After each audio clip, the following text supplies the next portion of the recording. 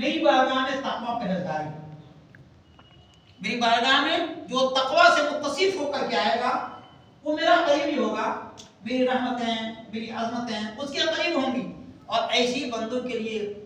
ہم نے جنت کے باغ و بہار سجا کر کے رکھے ہیں۔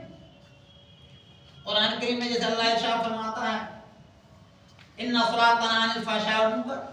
نماز بے حیائیوں سے اور برائیوں سے روکتی ہے۔ قرآن کریم کا فرمان، رب کا فرمان اپنی جگہ مسلم حق ہے، کہیں نہ کہیں ہم سے چوک ہو جاتی ہے، اس لیے ہم فضائل و برکات سے ہم محروم ہو جاتے ہیں۔ جیسے کسی صاحب دین نے کہا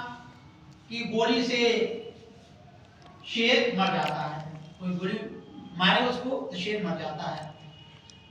اب کوئی کیا کیا، گولی لیا اور ہاتھ سے چلا کر مارا اس کو، اور پتا چلا کہ شیر اس کے اوپر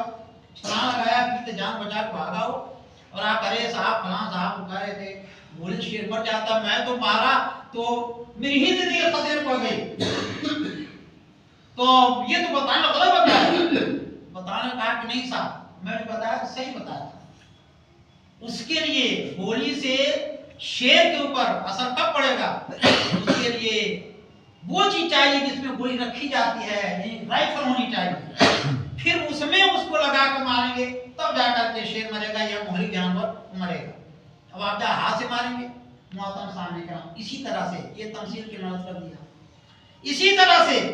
اللہ تعالیٰ کا فرمان حق ہے کہ نماز بے حیائیوں اور برائیوں سے بچاتی ہے، روزہ رکھ کر کے بندہ متقی پرہیزگار ہو جاتا ہے، لیکن اگر نماز پڑھ کر کے بھی بندہ اگر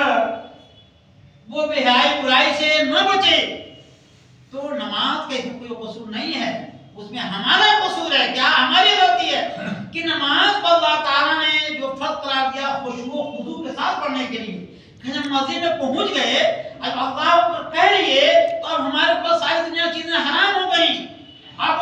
لیکن ہوتا کیا ہے، پتا چلا کہ ہم نیت باندھ کر کے ہم کھڑے امام صاحب پیچھے، امام صاحب صورتیں پڑھ رہے ہیں اور ہم دکانوں کے ارد گرد ٹہل رہے ہیں، ہمارا ذہن کہیں باغ باغیچے میں ہے، ہمارا ذہن کہیں مارکیٹ میں گھوم رہا ہے، پتا چلا وہ خوش و خود ہمارے اندر نہیں ہے۔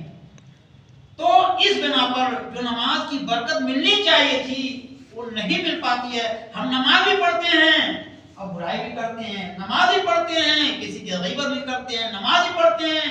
اور پھر کہیں نہ کہیں قسم بہک جاتا ہے تو اور بھی خرافات میں ہم حصہ لے لیتے ہیں۔ تو نماز کو حق ہے کہ نماز بے حیائیوں برائیوں سے روکتی ہے،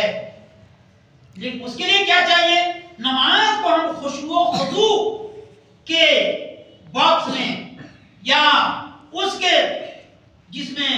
اس کو رکھ سکتے ہیں ہم محبت کے ساتھ میں، یعنی خشوع و خضوع کے دامن میں رکھ کر کے پھر اللہ کی بارگاہ میں پیش کریں گے تو یقینی طور سے اس نماز کی برکتیں ہم کو ملیں گی۔ اسی طریقے سے ماہ رمضان ہے، اگر ہم اللہ تعالیٰ کے فرمان کے مطابق اگر ہم روزے رکھتے ہیں، اللہ تعالیٰ کا فرمان کیا ہے، صرف یہ نہیں ہے ویسے عمومی طور سے تو یہ ہے جو عام بندوں کے لیے ہے، وہ کیا ہے، کھانے پینے جماع سے بچ جانا، محفوظ رہنا، یہ عام بندوں کے لیے یہ روزہ ہے۔ لیکن ہم روزہ بھی رہے ہیں گالی بھی دیں، روزہ بھی رہے ہیں جھگڑا بھی کریں، روزہ بھی رہے ہیں دوسری غیبت بھی کریں، چغلی بھی کریں، برائی بھی کریں، تو اب ہم کو رمضان کی برکتیں کیسے ملیں گی، کیسے متقی پرہیزگار ہوں گے؟ پتا چلا کہ پورے رمضان میں رہنے کے لیے ہم بھوکے پیاسے رہے اور جیسے رمضان ختم ہوا پتا چلا کہ اس کا کوئی اثر ہی ہمارے اوپر نظر نہیں آتا ہے۔ کیوں نہیں آتا ہے؟ حالانکہ اللہ نے فرمایا لعلکم تتقون، روزہ ہم نے اس لیے فرض کیا ہے تاکہ تم متقی ہو جاؤ، پرہیزگار ہو جاؤ اور میرا فضل پا جاؤ، میری برکتیں حاصل کر لو۔ محترم سامعین کرام، تو جب ہم